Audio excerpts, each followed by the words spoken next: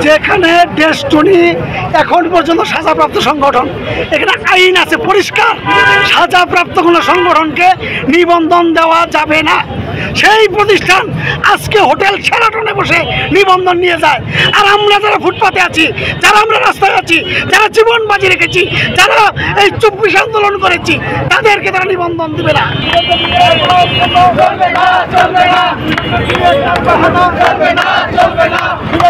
দুর্নীতি চলবে না, চলবে না, নিবন্ধন নিয়ে চুরালুকি চলবে না, চলবে না, নিবন্ধন নিয়ে খাতরামি চলবে না, চলবে না, নিবন্ধন নিয়ে।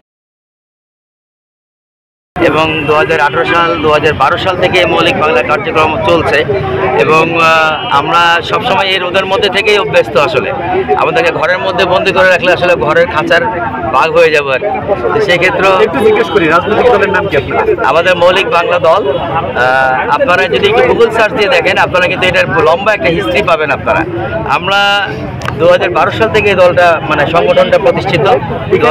কেন দাবিগুলো কি? আমাদের দাবি হচ্ছে, আমরা 2018 সালে আওয়ামী লীগ আমলে প্রথমে নিবন্ধন চেয়েছিলাম, তো তখন কারণ না জানিয়েই আমাদেরকে বাতিল ঘোষণা করা হলো, কিন্তু কোনো কারণ দর্শায়নি। তো তখন তো একটা স্বেচ্ছাচারী গভর্নমেন্ট ছিল, তারা যা ইচ্ছা তাই করেছে।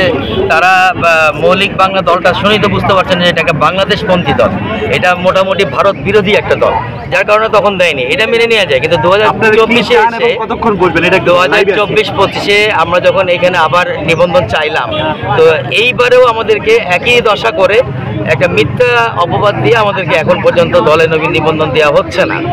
এক্স্যাক্টলি আমাদেরকে রিজেকশনও করে নাই, আবার আমাদেরকে বলাও হয়নি যে কি হচ্ছে।